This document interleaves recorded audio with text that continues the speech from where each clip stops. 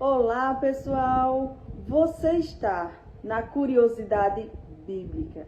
O assunto de hoje, o joio e o trigo. Parábola contada por Jesus. Evangelho segundo escreveu Mateus, capítulo 13, versículo 24 ao 33.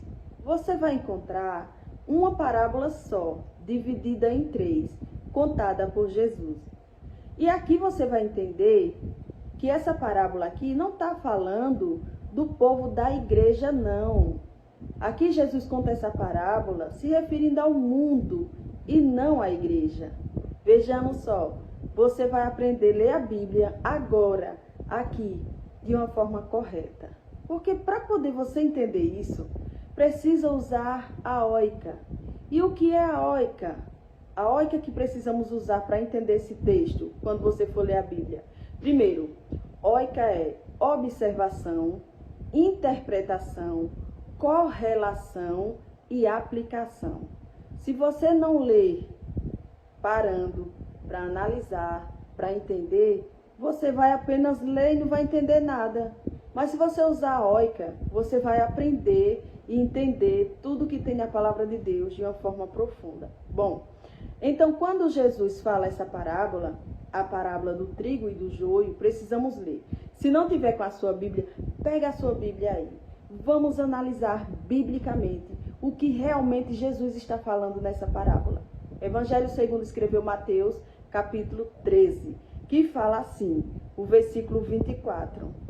E propôs-lhe outra parábola, dizendo: o reino dos céus é semelhante a um homem que semeia boa semente no seu campo.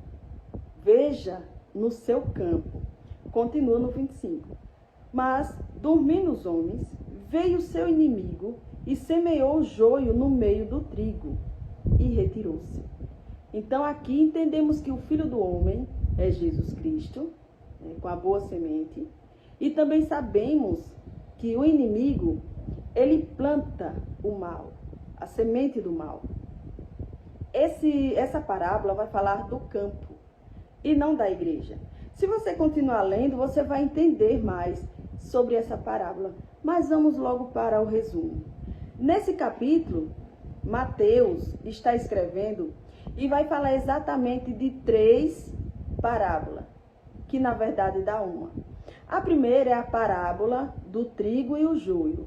A segunda, que está no capítulo 13, versículo 31, é a parábola do grão de mostarda. E a terceira é a parábola do fermento. Quando ele termina de explicar isso aqui, e eu acho maravilhoso, Jesus despede a multidão, Jesus explica a parábola, fala essa parábola e diz tchau.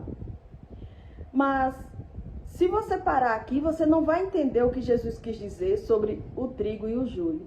E existe muita gente por aí, irmãos, falando que dentro da igreja tem o trigo e tem o joio.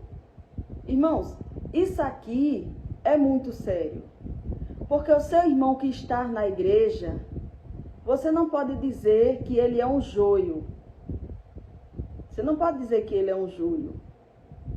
E tem muita gente dizendo que existe muito joio dentro da igreja. Quando a gente serve a Jesus, a gente é separado do mundo e agora estar na posição de santo posicional. O que vai influenciar a nossa vida, o que vai controlar a nossa vida é o Espírito Santo de Deus. É bem verdade que vai ter um ou outro irmão que está na igreja que vai ser totalmente influenciado pelo mal.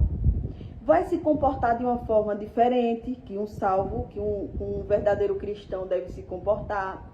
Vai ter irmãos dentro da igreja fazendo algo que é maligno, coisa do diabo. Mas isso não quer dizer que ele é um joio. Não podemos aplicar essa parábola aqui diretamente para ele, como se ele seja um joio da igreja. Por quê, irmãos? Porque Jesus ele vai explicar essa parábola. E essa parábola não é para a igreja.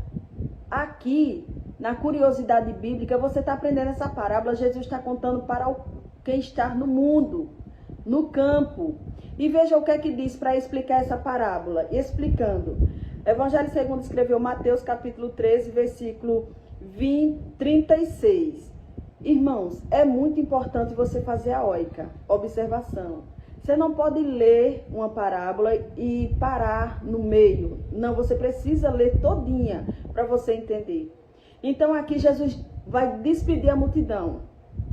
Tchau, pronto, acabou, encerrou. A multidão sai. Depois que a multidão sai, a Bíblia diz que no capítulo 13, versículo 36, Jesus vai explicar essa parábola, porque só é uma, dividida em 3. Explicação da parábola do joio. Veja só. Então, tendo despedido a multidão, foi Jesus para casa, e chegaram aos pés dele, os seus discípulos, dizendo: explica-nos a parábola do joio do campo. E ele respondendo, disse-lhe, veja só, Jesus sai, despediu a multidão, sai, os seus discípulos vão atrás, ficam aos pés dele e dizem: agora nos explica, Senhor, a parábola do joio. Jesus começa a explicar. E o próprio Jesus vai dizer, ele vai continuar falando aqui. Ele vai dizer o seguinte: o que semeia a boa semente é o Filho do Homem, Jesus. O campo é o mundo. Jesus está dizendo, o campo é o mundo, não é a igreja. O campo é o mundo. E a boa semente são os filhos do reino. O joio são os filhos do maligno. Minhas irmãs, meus irmãos, nunca mais diga que a sua irmã é um joio. Senão você está dizendo que ela é filha do maligno. Jesus está dizendo que o joio é filho do maligno. E o trigo, aqui a boa semente, é filha de Deus. Então, irmãos, precisamos entender, aqui é o próprio Jesus explicando, ele está dizendo, olha, a boa semente são os filhos do reino. Os joios são os filhos do maligno. O inimigo, que é que semeou, é o diabo. A ceifa é o fim do mundo. E os ceifeiros são os anjos. Jesus explica aqui essa parábola direitinho. Então, quando é que vai acontecer essa separação? No final do mundo. No final de tudo. Quem vai fazer a separação? O ceifeiro. Quem são os ceifeiros? Os anjos. Então, aqui você vai ver os filhos de Deus e os filhos do maligno. Isso aqui é o mundo. A igreja ainda está no mundo. Então, tem os filhos de Deus, na igreja sim. Tem os filhos do maligno no mundo. E muitos, quando saem do mundo que vai para a igreja, é influenciado pelo maligno. Mas não são mais filhos do maligno, porque estão dentro da igreja. Então, meus irmãos, aqui encerramos mais uma curiosidade bíblica. E já explicando a você, aqui nessa parábola, quem é o trigo e o joio?